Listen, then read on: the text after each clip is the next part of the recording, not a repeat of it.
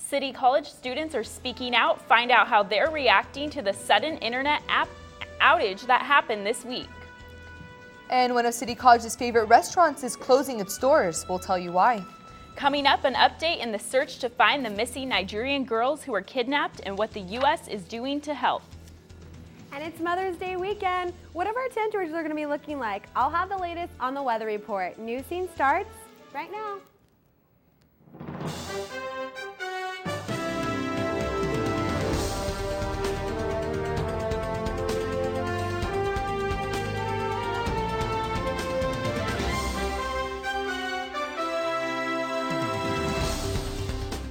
Hello and welcome to News Scene. I'm Alexa Bertola. And I'm Heidi Alaga. Thanks for joining us. We begin with more on the internet outage that caused lots of chaos on the City College campus Wednesday afternoon. Students and staff were sent home. Here's what some are saying about the outage.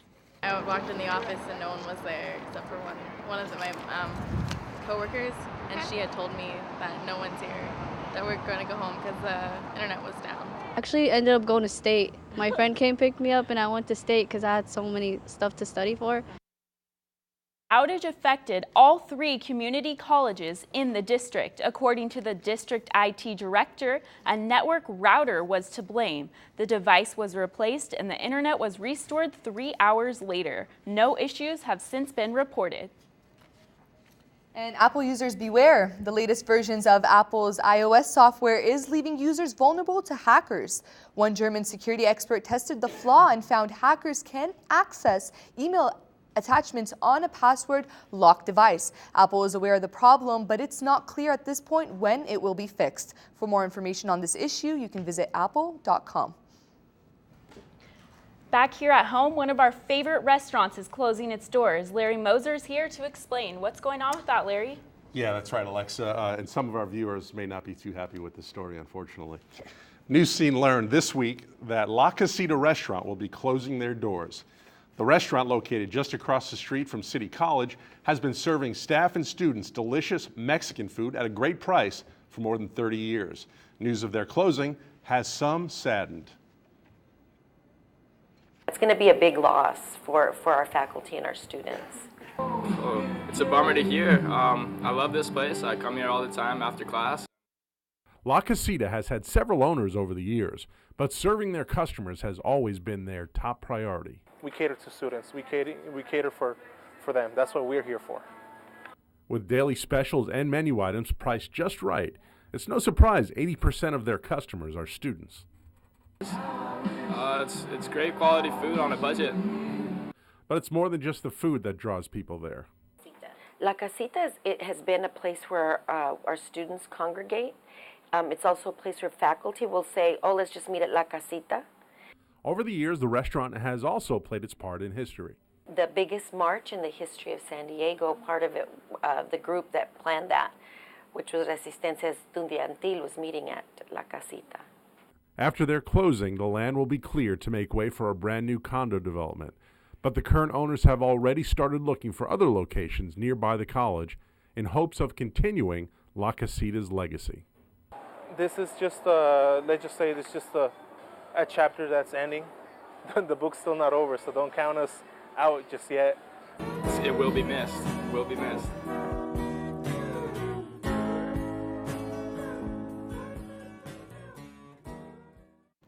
The owner tells me that La Casita will still remain open till about end of May, early June. So if you get the chance between your final exams, maybe stop on by for some good food, or maybe just to say thank you. So it's not great news, and hopefully they will be able to find another location nearby the campus here. That's what we're hoping. I have to say I'm pretty sad that it's closing their doors, but I say we all go there before. I think you're right. Let's do it. You guys can count me in. That's some great Mexican food. Let's do it. Thanks, Larry. Graduating high school at the age of 16 is impressive, but one student is taking things to the next level. 16-year-old Grace Bush graduated both high school and college this week.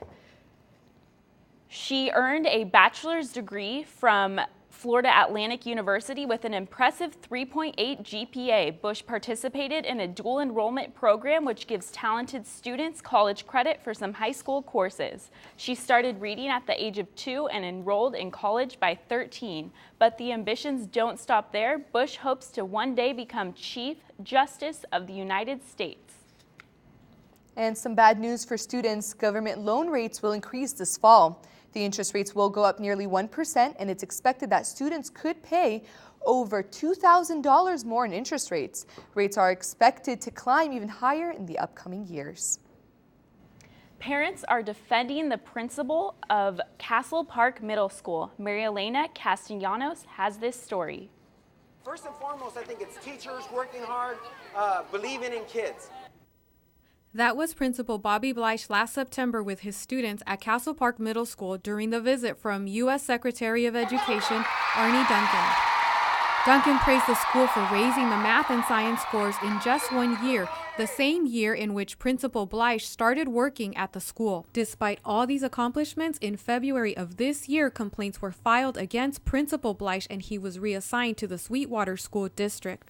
Some of the allegations include possible misuse of Associated Student Body funds and complaints of a hostile work environment. In spite of the complaints, some parents such as Eric Chappelle are speaking out in support of Principal Bleich. Wow, here's a guy who's actually listening to my concerns and agrees with me that the number one job is educating my child and trying to help me do that.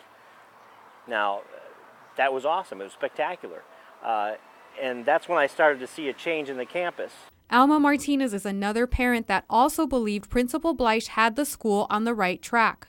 This principal had the energy, convinced people, and not only he believes in our children. Parents are now concerned that they won't get the same quality education they received under Bleich. But now that we don't have them, I'm scared.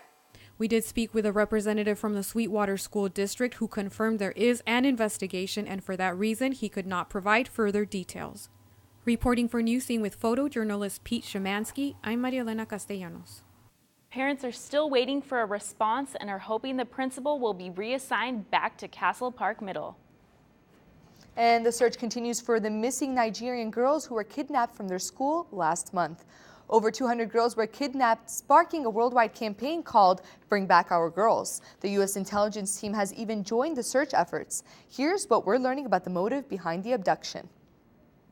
Of Boko Haram is saying that he plans to sell these kids, plans to marry them. They believe, that these girls should not be in school. The extremist group has since kidnapped 8 more girls. They're also responsible for killing hundreds of others in small villages.